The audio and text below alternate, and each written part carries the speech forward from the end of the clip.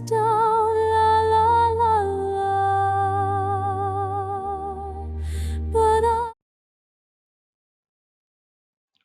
Hello and welcome to my vlog. I am William A. Rumley and this is my journey to writing. Stay tuned and enjoy this once a week vlog. Hi and welcome back to my vlog. And this week we're going to talk about some of the things I've been exploring this week. Why I've made my publishing choices for one, and then two, the next stages of the 36 stories, the Paths of Mystery updates. We'll give you where we are and what we're doing. And then stick around. So as I was preparing and deciding on how I'm going to take this manuscript and turn it into a book for you, it's always been a challenge because how do you publish? And I've learned a lot in the process of going through this. You can either self-publish, which means that you have to assemble your own team, and then you have to find a print-on-demand service that you will connect to. Or you connect to a vanity publisher. These are publishers that are there to assist you, but they take fees from you to do the work. There's some limitations and some pros and cons for that. And then some people I know are doing very good with the vanity publishers, and other people I know have been taken very badly. And then there's the professional publishing route, and we'll talk about that as well. Let's get into it. So we'll start with the traditional publishing, the professional publishing. And what you do here, you write your manuscript, and then they will contact you. Either a publisher or a literary agent will ask you for a submission. You submit it, and they only know because you've done something that drew their attention. Anyway, you submit your work. They will take care of editing. They will take care of design of the cover. They will take care of printing and full distribution. They make all the choices and make all the decisions. They even can make changes to your book that you don't give permission to. But that's the idea. They create the industry credibility. By being selected by a publisher signals quality and allows it to be open for doors, awards, bookstore placements, and all this stuff. As a professional, you get access to editors, marketers, established distribution networks. This is all what you get. But I've seen personally that a submission for a book can take 2 years for a review. And then maybe it'll take a year or two. Again, you have to establish yourself. They have to know who you are before you can contact them, because there's 50 million of us trying to write books out here. Publishers give you lower royalties, and they say that you don't need as much for your book because they're going to sell thousands of your books.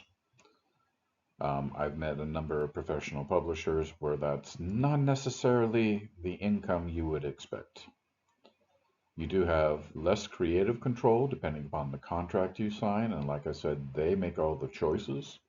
The cover design is theirs. They can even retitle the book. They can make edits that you didn't expect. Even story elements may change if it needs them to fit their market strategy.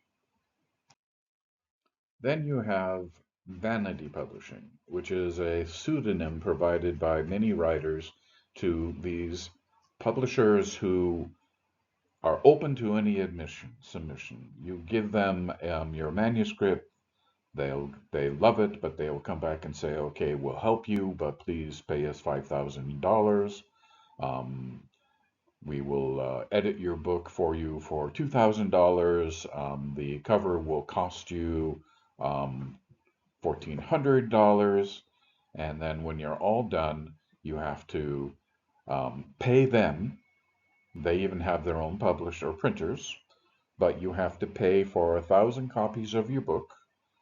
You have to receive them, you have to store them, and the distribution is yours to do. They don't do nothing other than depending upon the resources available.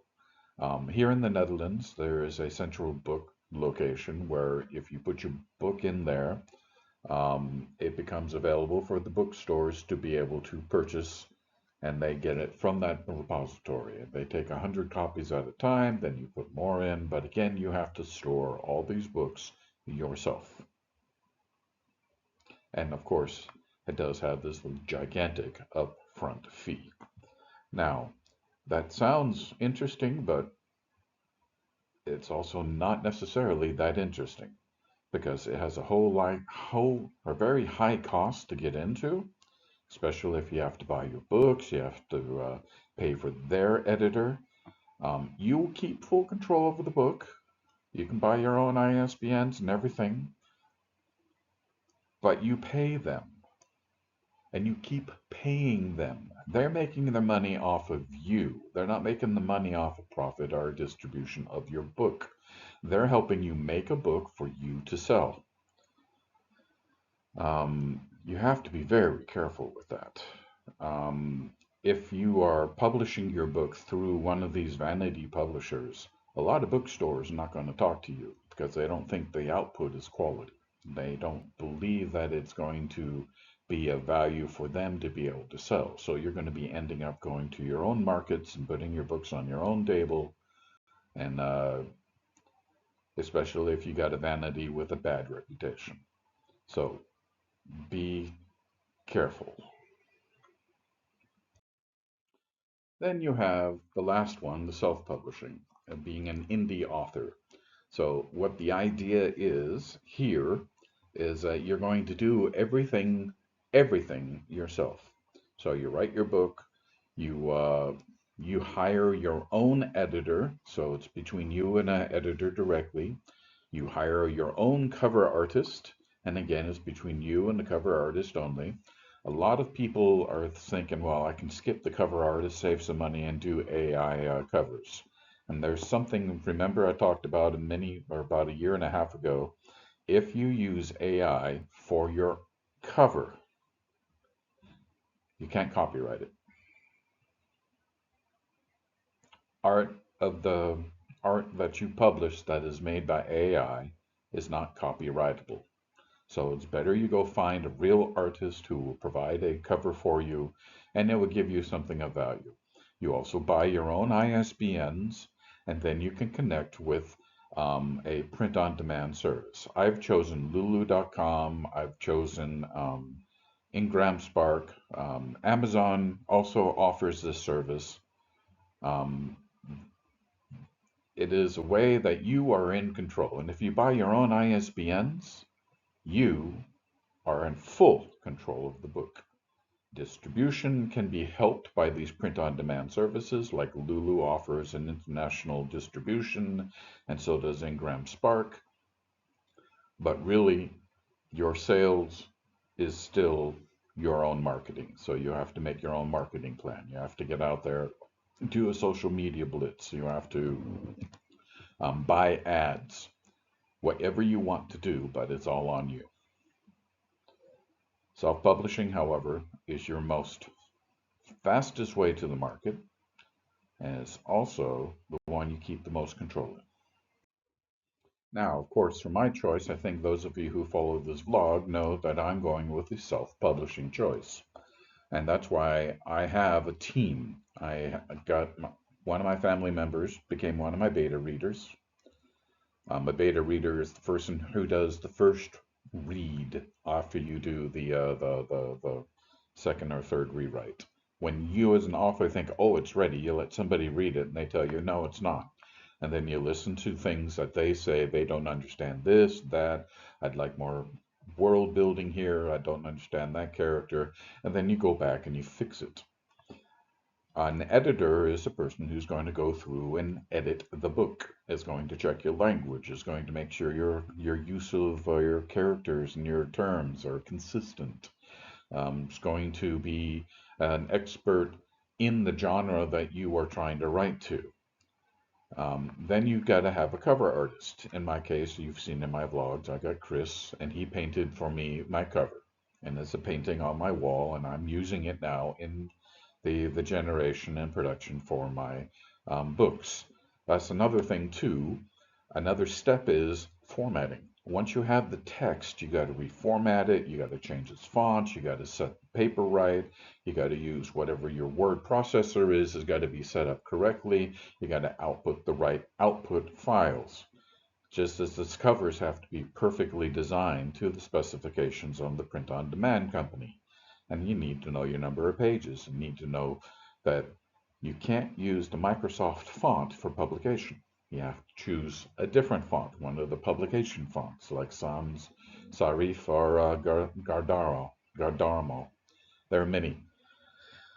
Then your production gets ready. And you get sample copies from you submit a copy and they give you a sample copy, and then you have to go through it and you have to validate it and you have to make sure there's no print errors, that the words are on the right page, that every page has a page number, that the images that you decide to use are possible, that it fits within the cover, that the cover is a good alignment. Fix all that with the company before you set it out for printing. At the same time as you're doing that, you give a copy of your book to an ARC group. Now, what is an ARC group? An ARC group is your first sample readers. Just like you make a movie and you call in 5 people and you make them watch the movie and you want to know what their reactions are, that's what an ARC group is going to do for your book. They're there to just say, hey, I read the book and I like that character, I didn't like this character, or at the end of the day, they have no input in on the book, but they give you something to think about as you move on to book 2 of your series or your next book. So an ARC group is kind of like that group of people who's going to uh, make you think about it. And then you move on to your print on demand services and then your marketing. I understand a lot of people will think that self-publishing is a very, very difficult proposition, and maybe it is. You have to know how to use your software. You have to have a dedication. You got to have a professional partner who's telling you what to do, a guide, if you will. And you got to listen to that guide. You also got to listen to your partners. Now, my team, the person who has the most experience in publishing books is my editor, so I'm listening to every word she has to say. I'm also getting my input from Copilot, Microsoft Copilot, who is an awesome guide. And the things that it's taught me, I talk to authors at book signing events and at conventions, and they are telling me, man, I wish I knew what you knew on book 1. I didn't learn that until I was on my 4th book. You have the access. You can do it too. So, welcome now to part 4 on the 36 stories. And what the 36 stories, long, big article, a lot of professionals think that all stories ever written, ever made, ever movies made, every episode of a TV is always based upon one of the 36 stories or a combination of these things. And what I'm doing is a series on what the 36 stories, in my view, are. And they are divided into 6 groups, and this is the group for the Path of Mysteries. So these 6 story types, the hidden truth, the puzzle story, the conspiracy thread, the revelation, the disappearance, and the whodunit. Here's a couple of examples of what those would be. The hidden truth. A young archivist discovers that every official record in her city has been subtly altered, and that the only unedited document is locked inside a forbidden vault.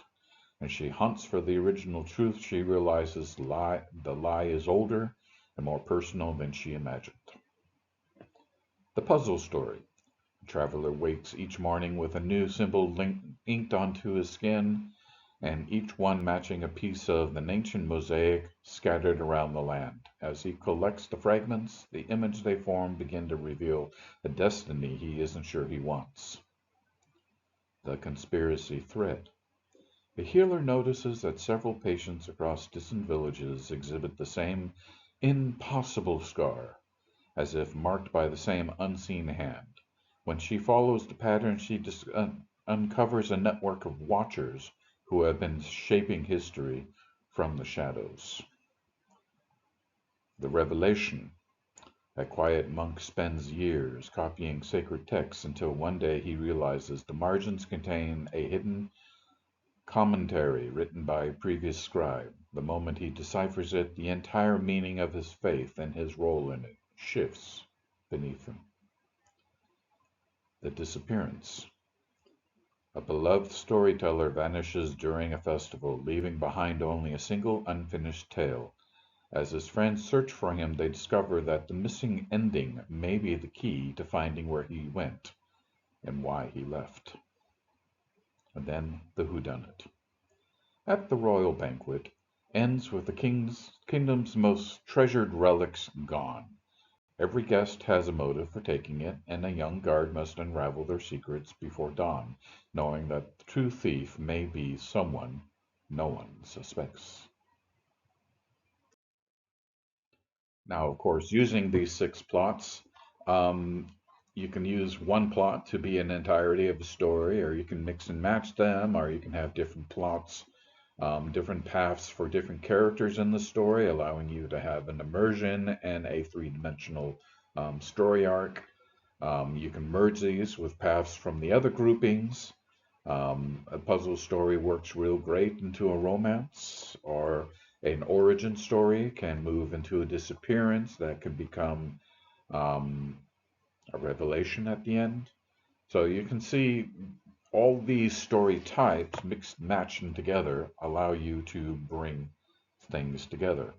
And remember, you have a story plot, and then you have a couple of subplots, and then maybe at a certain point the subplot can be promoted to the story plot, or that the subplots actually guide you to your ending. It's fun working it this way. It's not the only way. A lot of authors probably don't want to see this, but if you're new into writing, why not start trying these paths? Next week we'll see the next group, the paths of wonder. And finally, here we are on updates. Book 1, The Revolt on Prime, Part 4 is still with the editor, and she has 7 pages left. And hopefully next week she will give me the last bit. She's very excited, enjoying the story greatly, and told me about her favorite characters.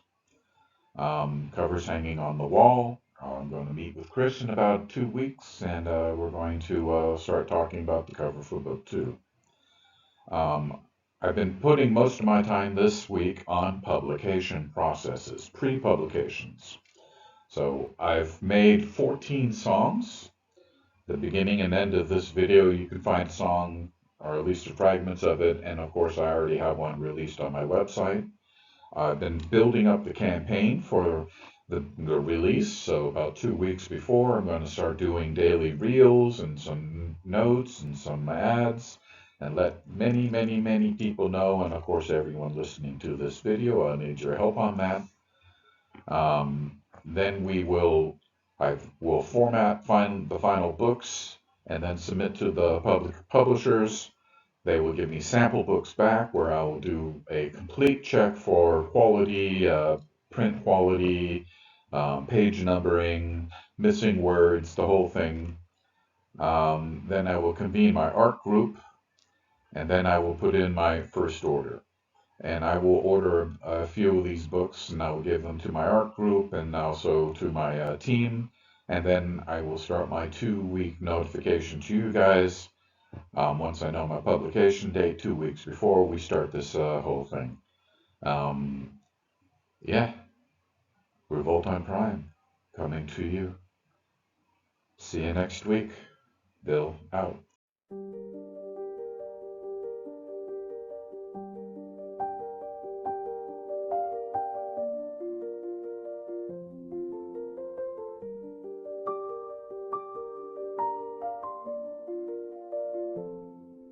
The wind speaks in a language older than words. I stand here, bark worn thin by years. The earth holds me when the sky